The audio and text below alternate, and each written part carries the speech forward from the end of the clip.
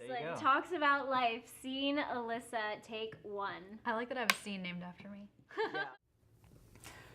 Hello, everyone. Thank you for joining us for the show Talks About Life. I'm here with Ellysa Rose. Hey, thanks so much for having me. Thank you for being here. It's so good to have you. So I like to start out with the question, where were you born and where are you from? That's a very good specification because they're very different for me. They are. I was born in Michigan, in Royal Oak, Michigan, good old Midwest. But then, ready? This is a long answer, guys. I moved to Japan when I was 3, and then I moved to England when I was 6, and then back to Michigan, back to England, back to Michigan. And then when we were in Michigan, I raised money to go to Interlochen Arts Academy, which is the #1 art school in the world, boarding school. And my family then moved to Indiana. I went to Interlochen. Then I left Interlochen after my junior year, thought I was moving with my family to Indiana, came out here for 3 weeks to look at colleges. I got an agent, and we decided to move here when I was 17. So I say usually that I'm from everywhere. So. If there was one place that you had to choose, like if, is there a place where you have a lot of family that like on vacation you go back to visit and like hang with the relatives? Yes, I mean, I guess, and all my family will kill me if they see this, and I say that I'm not from Detroit, so I guess I better say I'm from Detroit. Nana, I'm from Detroit, okay? Uncle Brad, I'm from Detroit. Yeah. They get very upset when I'm like, well, I don't really feel at home in Michigan. They're like, you were born in Michigan.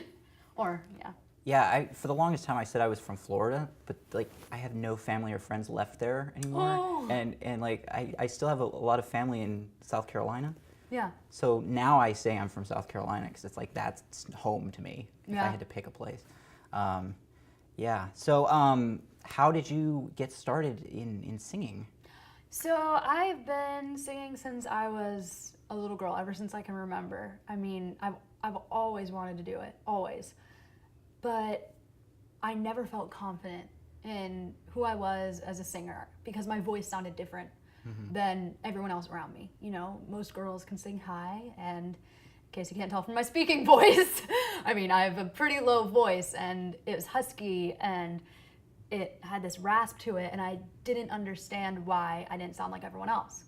So I focused on acting and always told myself I was an actor, and I started writing songs when I was 12. I mean, I've been playing piano since I was 4, taught myself guitar at 15, you know, ukulele at 16, been writing and singing, you know, my whole life pretty much. And when I came out to LA, it was for acting, and you know, I still act and I love it. But you know, when you get here, you have a lot of time in between auditions. And so I decided to go to open mics to pass the time. And crazy things started happening because people connected to my music. And I realized that my music isn't about how much I am alike to all the people around me. It's things that I've gone through that make me unique. And that's what draw people to my music, and that's what I want to draw out of me in order to say, hey, I've been through some stuff, you've been through some stuff, you know, let's talk about it through this great art form that is music. Yeah. One of the things about music is it's so subjective where everybody kind of, it speaks to each person differently. I want to ask you about the song Be Free. Yeah. Beautiful song, beautifully Thank shot. you. Love the music video. Thank you. What struck me about the song is, again, like to me, it has this quality about it where it's like you're trying to explain to someone where they could be. It's like you're in a room looking through a window and you're trying to like tell someone like, look at what's out there. Yeah.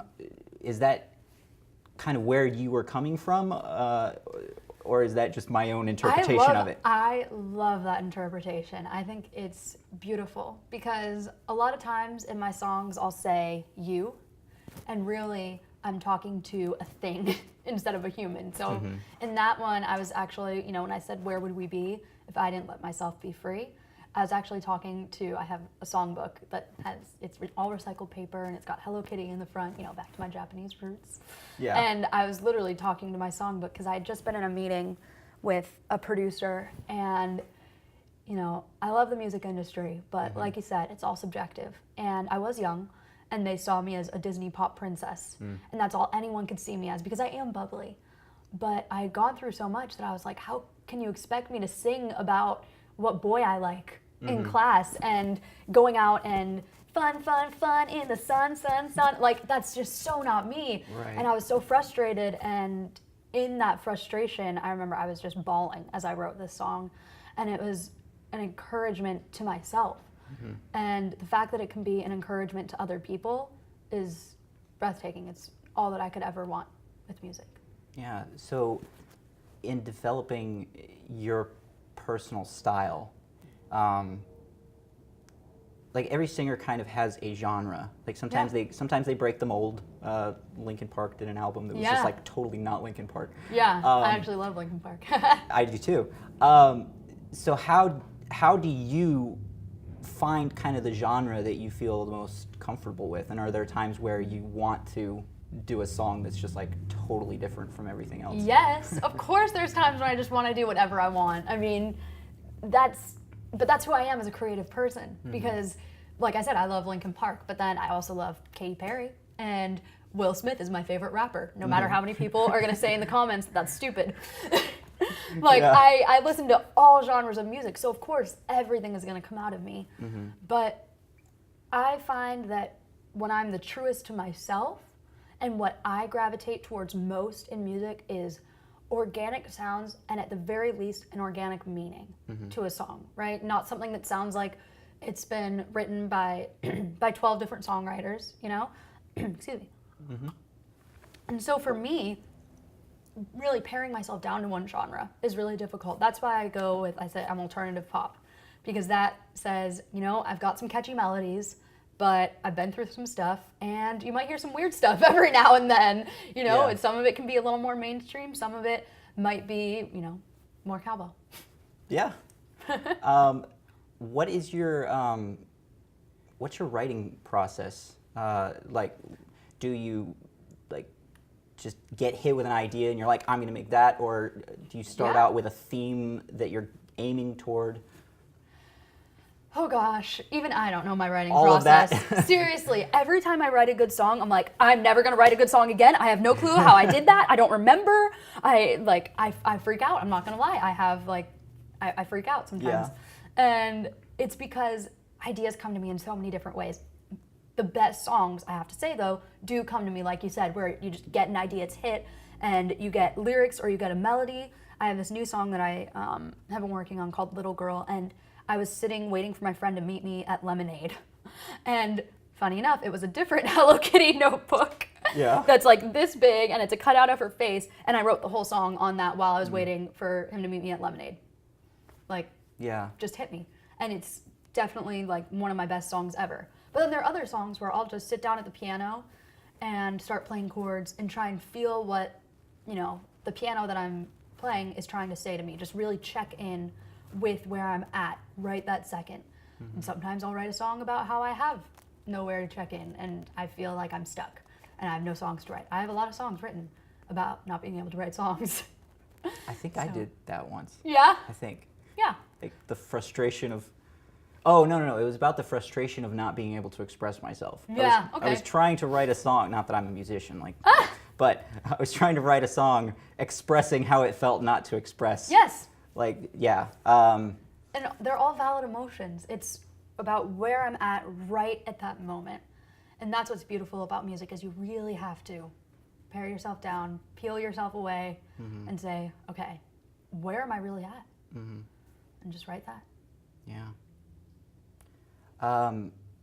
And then when, like in the process of making a music video to go with a song, do you find a director that kind of has a vision, or do you kind of come up with the music video yourself? Yeah, I definitely come up with the vision because I'm a very visual person.